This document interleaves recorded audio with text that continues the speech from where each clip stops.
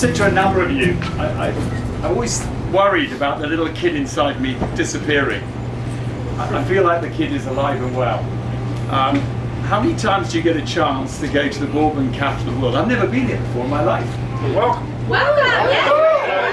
It's really good to be here. It's one of those exciting moments. I walked around the festival and I have to say it's world class. It's really good, and David and the team and what you put together there, I think it's truly amazing. But also I think the team and the way they've transformed this area is great. So let me just say a few words, if I may. I feel like I've literally, my anniversary is at the end of this month, so I've been here a year. And for any global CEO, I think the life expectancy is about 18 months, isn't it? So hopefully I'm still there. And I know, and it's funny because when you join, I was in the military before, so I understand all the kind of the jokes. And I know there are a few envelopes out there, and I thought, well, I'll put my money in the envelope. So I'm here. The reason I said all of that is because that gives you the opportunity to look into the past and say, well, where's Stolly come from, the Kentucky Owl, history, and I love history. But here's what I promise you, and that's from the founder, Yuri Scheffler, myself. I've got Harry, who represents our North American business, and others. We truly are on the edge of a new chapter, our next chapter. But it doesn't just start the new chapter by just turning up and launching a brand. Certainly over the last year, we've been driving a big transformation in the business, and behind all of this, I don't know how many of you are competitive, or indeed ice hockey players, but one of the films I've always loved watching is The Miracle, and about the Miracle hockey team. And I go back to it, and I had a meeting with the management team the other day, and I said, look, I think Herb Brooks was truly brilliant.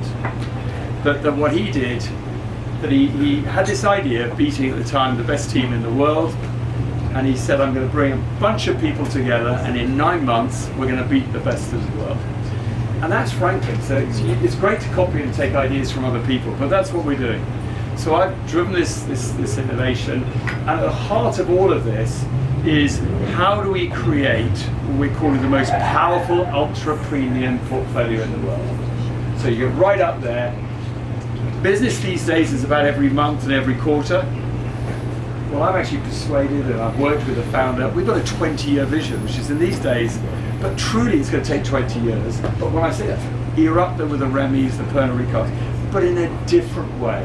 How do we do it in a different way in terms of culture, quality of people, and so forth? But what it then means is that you need to have great brands. And the heart of our revolution is Kentucky Owl.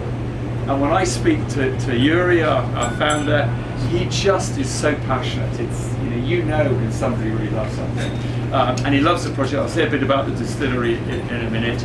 But this has been something very special. And when he came here, and of course we benefit massively from history, and frankly, the Kentucky River, the banks of the river, 1879, Kentucky Owl was born with Charles Dedman. And out of that also came the creation of the Wiseman Bourbon. And then all of a sudden Prohibition comes along and we lose this amazing brand. So I have to say, I feel really honored today that I'm standing here. That not only am I here, but actually in honor of that family, we're now relaunching a brand some 90 plus years later. So it's based on that heritage, based on the quality, based on everything that is truly great. But at the same time now saying, how do we lean in? We need a distillery, we need a home, you need to be rooted somewhere. And so for me this morning was amazing. We actually went out, we walked around the site. First time I'd seen it, I've seen the drone videos which look great, music's interesting, but there's nothing like walking the ground. There's nothing like seeing the quarries full of water. There's nothing like seeing the Canadian geese landing on that. It is amazing. Now, the second part of all of this is to then start talking practically about what are we going to do and how we're going to get on with this. And I've seen all the designs, and I have to say, and I'm sure some of you have seen it, the architectural designs are fantastic, and again, we benefited from that.